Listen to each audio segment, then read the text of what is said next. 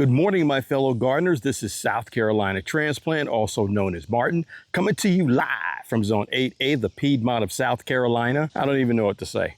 We've been in this house for 9 years. And for those 9 years, I've landscaped this front garden here. I call this our main garden. And our landscapers never touched the shrubs. I never spoke to them about why they didn't prune them, why they didn't cut them back. And I honestly just thought it was an unwritten rule. They wouldn't go in here because I had plants and flowers all in here, and I took care of them myself. Never had a discussion with them, and it's been fine. For 9 years. But for some reason, this season, they were ambitious. Originally, I had these thorny boxwoods that were in here. I ripped those out for these sunshine ligustrum. So in order to get to the sunshine ligustrums, they had to kind of, stand between two plants and cut them back. They didn't do a good job. They were like a bull in the china shop. Man, they trampled over some of my plants, ended up cutting some of my distribution lines. It was a big mess. So I cleaned some of that up off camera. So all that's left to do today is to try to stake up some of these plants that are tumbled over. And one of my projects that I'm going to do later this season, and I'll make a separate video on that, is I'm going to do a cleanup. Any plant that's in distress or stressing out, I'm no longer going to pamper it or baby it. I'm just going to pull it out. I'm just going to throw it in a compost pile, and we're just going to be done with it for this season. So I'm going to grab my gear. I'm going to get some bamboo sticks. We're going to get some plant ties, and we're going to shore up these ones that we can possibly save. The thing that makes this accident even more disappointing is, I'm having a ho-hum growing season this season. I have just as many messes as I do, successes.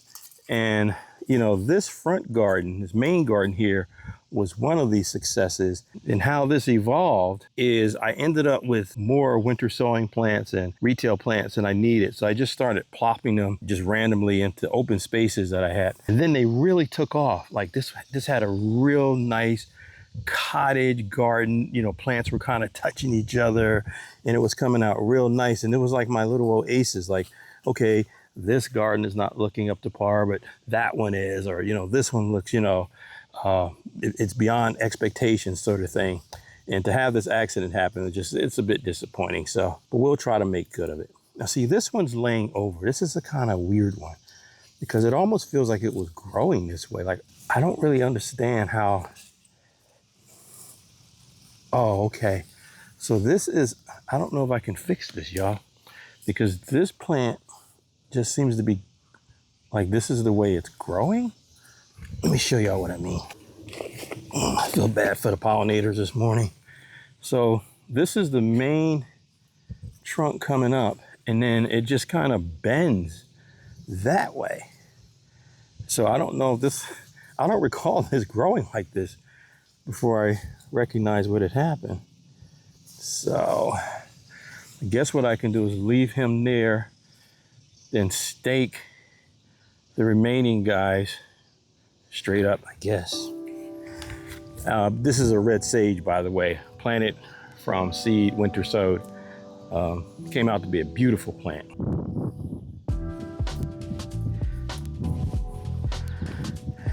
And then one by one,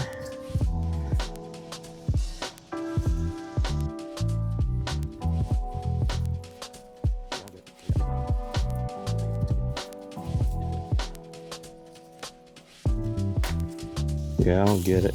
Okay, we got this guy.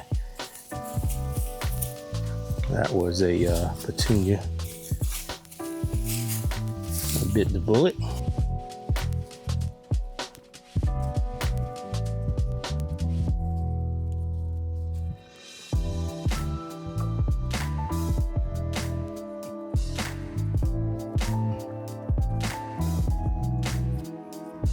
I don't really know what to do with this guy, so we'll just stand them up as best we can.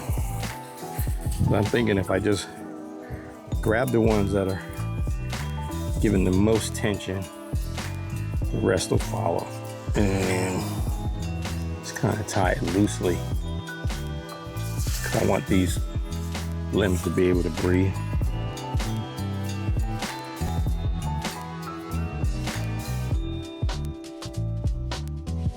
Interesting how this grew that way though. That ain't looking much better, but at least it's standing up. And then I got this guy shooting off the right side over here. I don't know if that's the camera. So I don't know if that was necessarily trampled or that's just the way it was growing, you know? All right, this guy's leaning pretty bad as well. This drip emitter here. I don't know what the weather is for you guys, but we're getting a little respite, a little relief today in the weather. It's hot as heck, don't get me wrong, but the humidity is down and it's only gonna be short-lived. I hear it's only gonna be 24 hours. So good time to get out here and get things like this out of the way. It's the first time I'm using this plant, these plant tie things. So I'm sure you can tell by the last segment.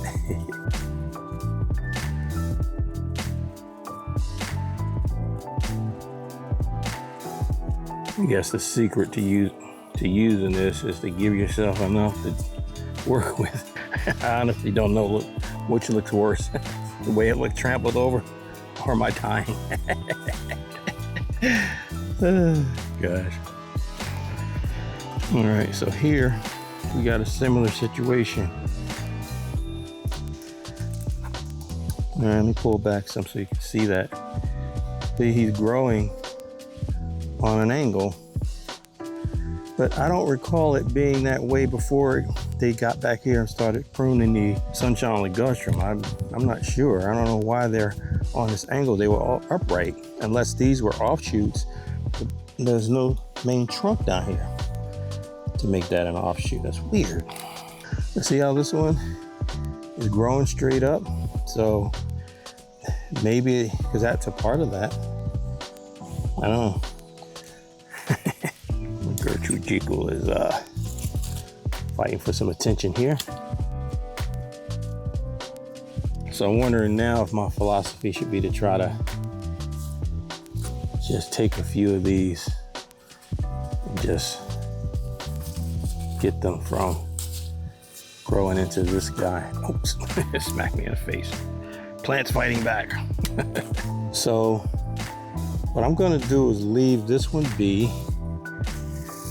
And see, I got this distressed and dead stuff down here. This stuff is just, this just has to go. So none of this is staying. So what I'm gonna do is I'm gonna leave him, the other one standing straight up. I'm gonna snap in a video of that real quick. And I'm just gonna leave these be. I have to note this for next season because I like these red salvia, red sage. They look very pretty, but I'm gonna have to make a mental note next season about their growing habit. And then what we'll do is we'll move on to more maintenance, ripping stuff out like this, pruning things back, and we'll take it from there. That was pretty interesting because they looked like they were always laying down that way. So I'll have to make sure I monitor their growing pattern next season. Because if you look, this one's not growing like that, you know. Oh, well, maybe he is. Okay, there's a little shoot coming off. So because it was so full, maybe I just didn't notice that these were growing off to the side like that.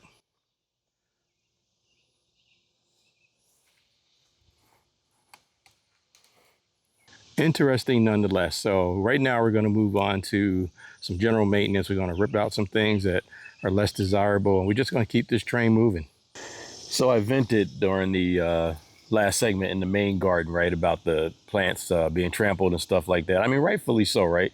We do our utmost to maintain our gardens and make them look nice, and then, you know, things happen out of our control. And it was an accident, so no harm, no foul. And we got clarification on that. And during my short little walk from the main garden over here and then where I got set up, it had me thinking, although I have setbacks and there are a lot of messes as well as successes this season, because it has been hot. These plants have been through a lot. There's a lot to be grateful for. The utility garden ended up looking very good this season again.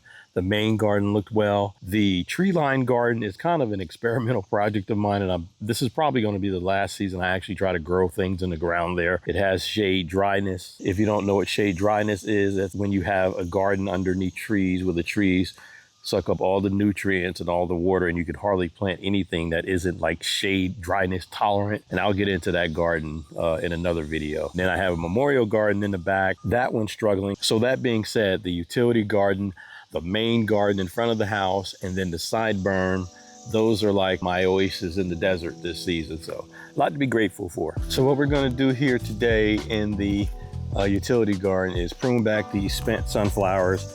And I'm actually going to plant another crop of sunflowers. What I thought I was planting was the large branching sunflowers from last season.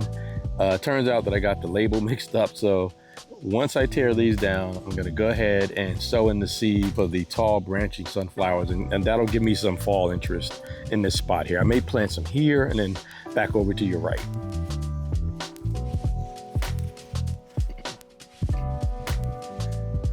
So what I'm gonna do here is collapse my bag for a little bit, and that way it won't be in a shot, because I want to work from my left to my right, but I don't want to block you guys.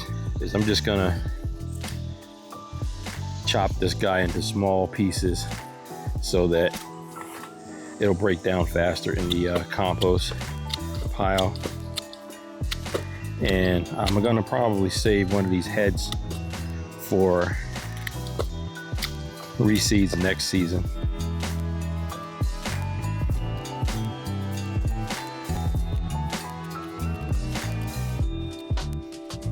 And that's just what I chopped up, threw it in there. All right, and then we'll just get out some of these spent black-eyed Susans. I'm gonna leave some for the goldfinches. You know what's funny is that more successes as well is I think I hit the world record for goldfinches. Like, they're all over this garden this season. So, you know, another thing to be grateful for.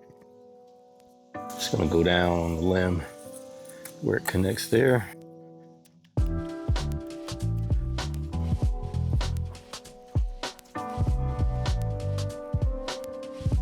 Okay, I got some more blooms coming up there.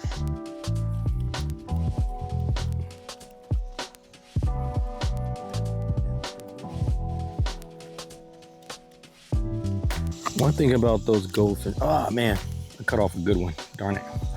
One thing about the goldfinches though, they are so skittish, right? I try to record them to at least put them in one of my openings for this season, but once you spook them off, they don't come back for like a long time, like a good 20 minutes to a half hour. So I try to set my camera up where I just leave it outside, but then I get paranoid about it overheating or missing a shot or something like that. So, and trust me, the goldfinches will not be without food, because I have Sunfinity sunflowers all in the backyard and they're all over those guys too. So.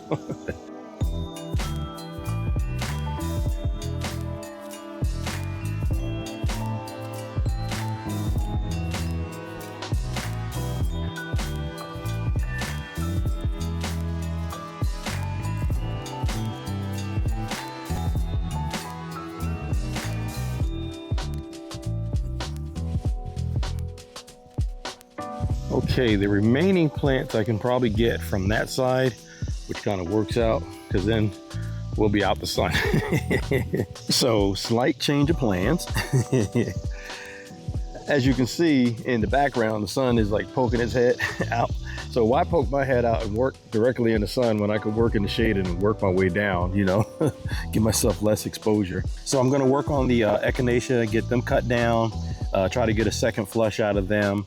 Again, I'm not really concerned about not having enough food from my goldfinches because they have been all over our Sunfinity sunflowers. So there's some buds right about there. Let me show you guys. Hope that's in the shot. So I'm cutting it right above that new bud coming up. So that's what I'm going to be doing.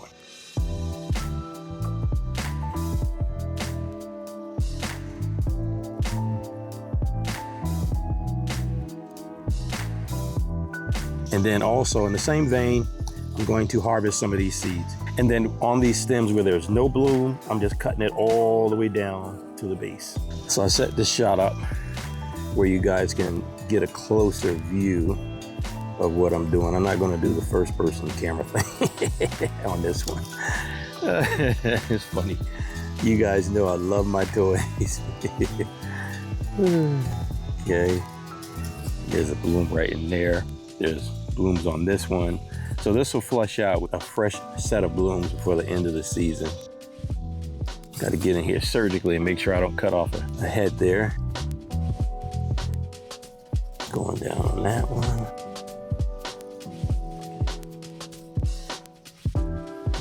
Making sure I'm not cutting off any blooms. Nothing I could do if I did. And one thing I'm doing with the pruners is I'm actually gliding the pruner down until I feel it hit a leaf node there, and then I stop. And that's like, I use that as a template, like a guide to let me know that I'm right at the base of where I can cut. So even though I can't see in there, that gives me like a feel, you know, if I can't see all the way down in there. So I'll take it in this regard, it'll be back there and I'll just be sliding it down until I hit a leaf node, and then I'll stop and cut. So, you know, that's for shots where I actually can't see because the vegetation's so deep. Boy, these marigolds are humming, boy, they smelling. They're smelling pungent. If you like that kind of smell. I'm not a big marigold scent fan. I love the way they look, but the scent, it's not my thing. So one thing that I've changed up this year and I started doing is, like, let's say something was growing too prolifically. For instance, this salvia over here was growing into that purple fountain grass. So I really want purple fountain grass to be like the showstopper. I want the purple fountain grass to stick out. So I cut that salvia all the way down. I didn't get it right, but I cut that salvia all the way down to the ground to make room for the purple fountain grass as it started to develop and take root. But that purple fountain grass, I mean, that salvia has come back with a vengeance. I cut that thing down to like 4 inches. I don't think it's been more than 4 or 5 weeks since I did that. So it's amazing how resilient plants are. This is a good example of what I'm talking about. He was growing over the top of him, so this will make a nice arrangement. Dry it out, bring it in the house. Sow this one and this one. And those two. Alrighty.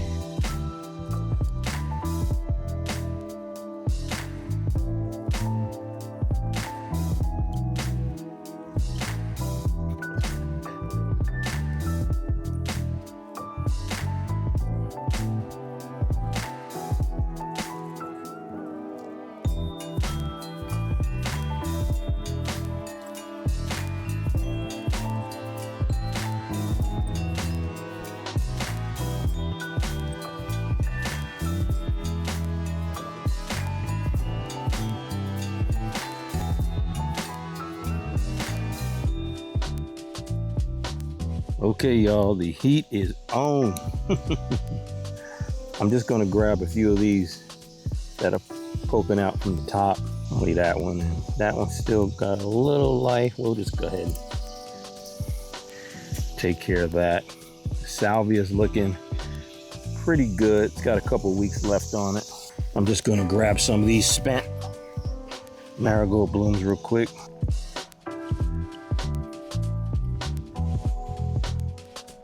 Pollinators do not welcome me today. They're buzzing all around like, who is this invading our territory?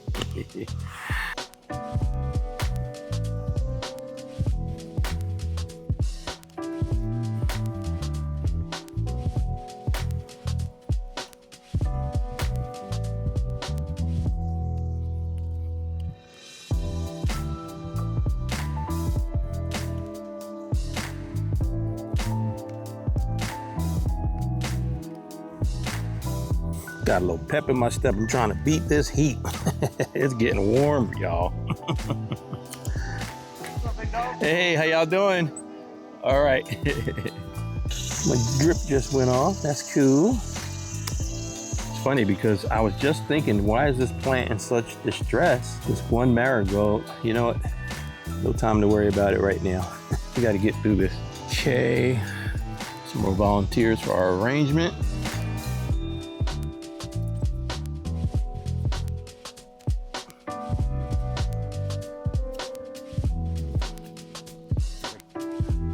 We're on a final stretch, folks.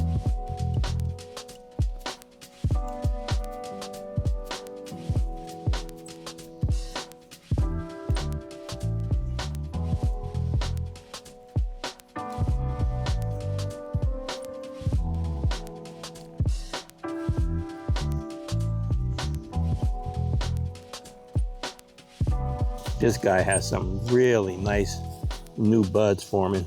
Oh, did I cut too much? Oh, I cut 2 new blooms, darn it.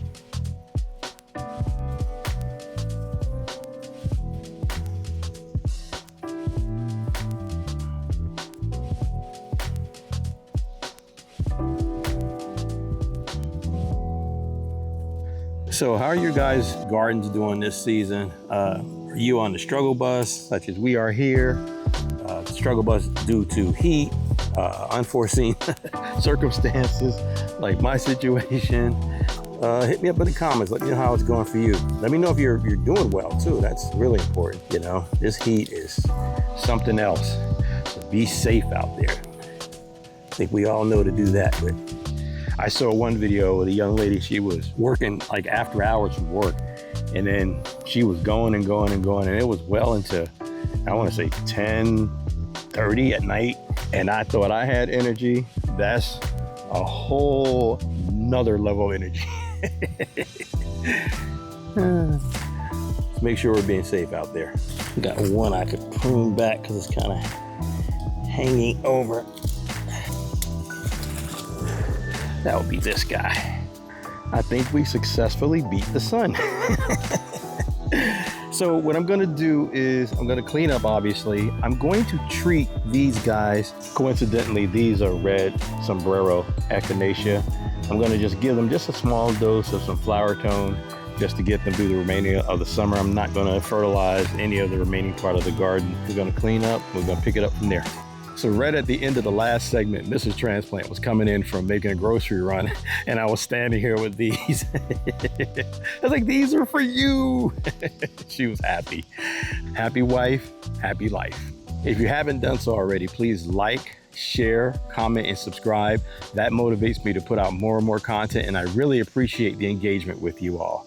Ladies and gentlemen, this is South Carolina Transplant, also known as Martin, coming to you live from Zone 8A, the Piedmont of South Carolina. Until the next one, friends.